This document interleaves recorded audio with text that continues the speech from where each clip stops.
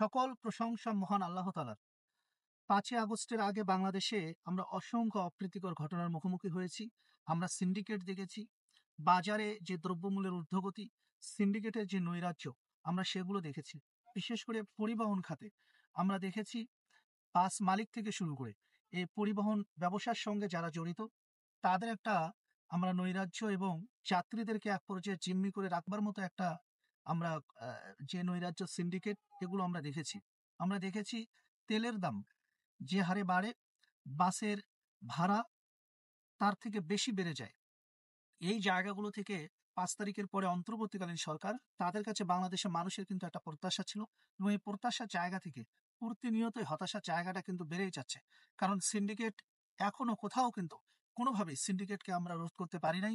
এমনকি যে দ্রব্যমূল্যের ঊর্ধ্বগতি, এই যে বা আমি যদি বিশেষ করে যদি আমি বলি, বাস মালিকদের যে একটা সিন্ডিকেট, পরিবহনের যে সিন্ডিকেট, এই সিন্ডিকেট কিন্তু এখনো কোনোভাবে কমে নাই।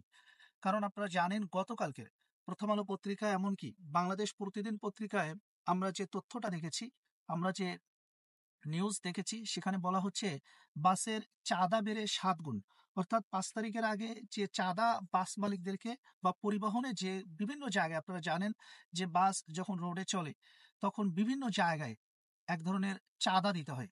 এই চাঁদাগুলো বেড়ে ৭ গুণ প্রায় হয়ে গেছে। এর কারণে যেটা হচ্ছে, এই যে বাসের যারা বাস মালিক, তারা কিন্তু যাত্রীদের কাছ থেকে এই ভাড়াটা বিভিন্ন কায়দা কৌশলে কিন্তু তারা উঠিয়ে নিচ্ছে। অর্থাৎ দেখা যাচ্ছে জনগণই কিন্তু বিভিন্নভাবে এখানে ক্ষতিগ্রস্ত হচ্ছে। সুতরাং বলতে চাই, বর্তমান সরকারের কাছে মানুষের যে প্রত্যাশা, এই প্রত্যাশার জায়গা থেকে আমি মনে করি যে এই ব্যাপারে সরকারকে একটু বেশি নজর দিতে হবে।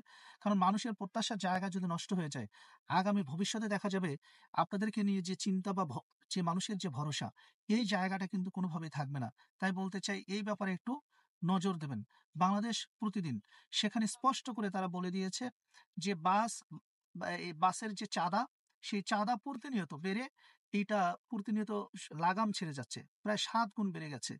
এইটা কিন্তু বিভিন্নভাবেই এই ভোগান্তি কিন্তু যাত্রীদের উপরেই আসবে। সুতরাং এই ব্যাপারে একটু নজর দেবেন।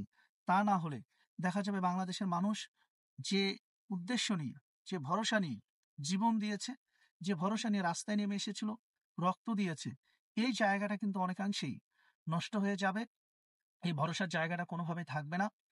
অন্তত এই ব্যাপারে আপনারা নজর দেবেন।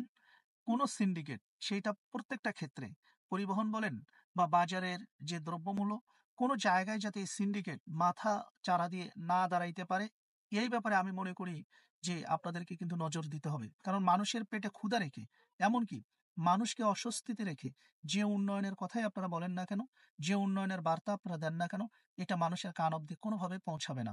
ভালো থাকবেন, সুস্থ থাকবেন। আল্লাহ হাফেজ।